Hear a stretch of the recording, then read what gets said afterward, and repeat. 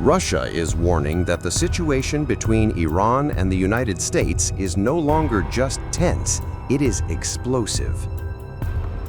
Foreign Minister Sergey Lavrov says the region is littered with what he calls time bombs, waiting to be triggered by a single misstep.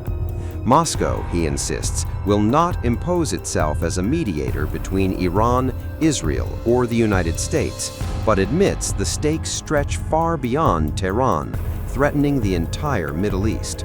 Lavrov warns that one clumsy move could ignite consequences no one can control. There's one other area I want to ask you about, and that's Iran. It's in the news these days, and it's looking like Mr. Trump is pulling back from his aggressive stance and the talk of the Armada. And I'm reading reports that your government, the Russian Federation, maybe yourself and Mr. Putin yourselves, may have been involved in some indirect or direct way in mediating that. That part of the reason things seem to be cooling a little bit or getting a little less tense is because maybe Russia was involved in helping the conversation between Iran and the Trump administration. What role have you played, if any?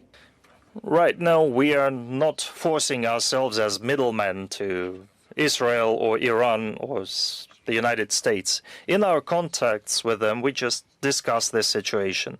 Iran is our partner, close partner and neighbor, and of course we care about how things develop now. Especially this situation is potentially explosive, not only for Iran itself, but for the entire Middle East. There are too many mines waiting to go off, just waiting for someone to tread on them. And I think Israel and America and Iran knows that we are ready to contribute to solving the situation and to observing the agreements previously achieved. As Russia steps back, others are stepping in. Turkey says it is working urgently to prevent U.S.-Iran tensions from tipping into open conflict. President Recep Tayyip Erdogan says diplomacy is still possible, that lower-level negotiations could pave the way for leader-level talks if cooler heads prevail. In Cairo, Egypt is pushing de-escalation on multiple fronts.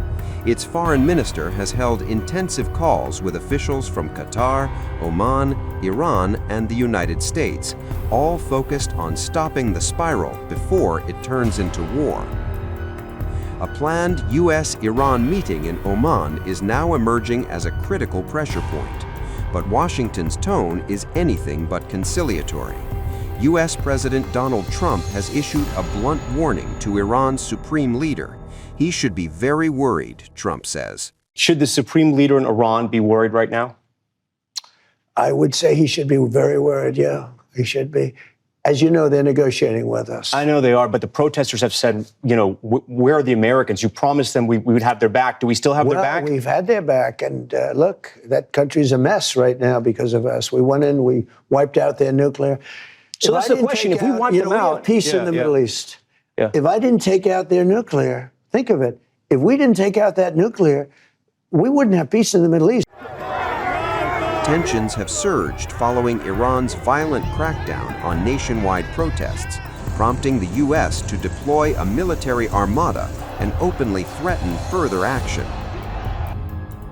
Iran's response has been just as sharp. Its military warns that any attack will be met with immediate retaliation, including strikes on U.S. forces and assets across the region. The talks set for Friday in Muscat will bring Iran's foreign minister face-to-face with Trump's special envoy, but expectations are low and agendas sharply divided. Washington wants talks to cover Iran's nuclear ambitions, its ballistic missiles, its regional allies, and its treatment of its own people. Tehran insists negotiations will focus only on the nuclear file and the lifting of sanctions. As diplomats scramble behind the scenes, one message is growing louder across capitals. This crisis is no longer theoretical, and one wrong step could plunge the Middle East into a conflict with global consequences.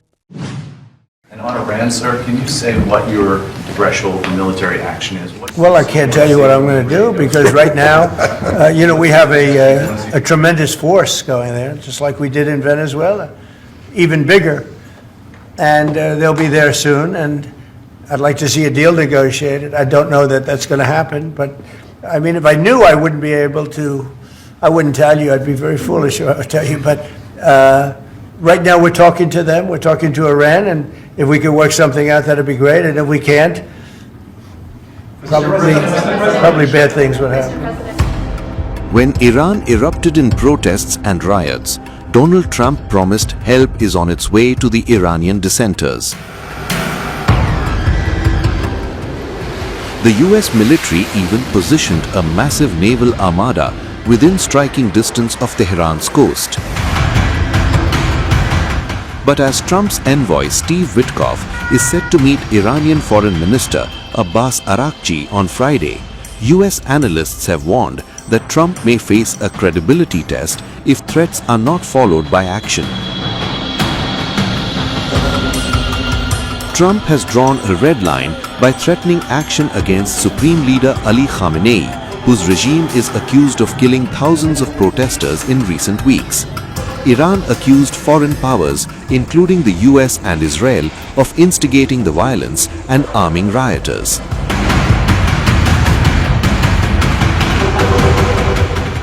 Analysts say Trump's red line echoes Barack Obama's 2013 warning to Syria over its use of chemical weapons. The Democrat president chose diplomacy over military strikes, a decision critics claim weakened America's credibility and emboldened Washington's adversaries. Trump's envoys will meet Iranian officials to press for an end to Tehran's nuclear enrichment program, curbs on ballistic missiles, and a halt to support for proxy groups like Hamas and Hezbollah.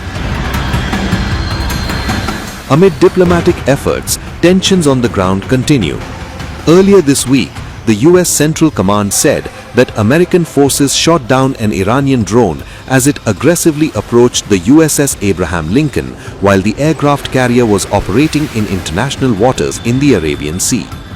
Rich Goldberg, a former Trump National Security Council official, told Fox News that President's past statements of policy would force one to bet on the likelihood that military action is coming. The White House has said that Trump remained committed to always pursuing diplomacy first, but has a range of options on the table. Given the recent news and what just happened, how much does this escalate tensions ahead of these critical talks that are happening with Witkoff? Well, look, I just spoke with Special Envoy Witkoff, and these talks, as of right now, are still scheduled.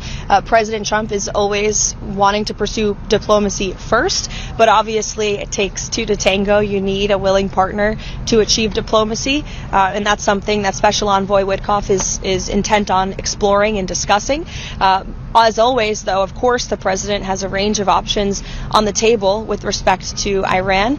As commander-in-chief, I think they learned that quite well last year with the strike in Operation Midnight Hammer, which was wildly successful and obliterated their nuclear capabilities. But those talks will continue later this week as far as we're concerned right now. But Iran continues to flex its military muscle even as diplomatic efforts continue.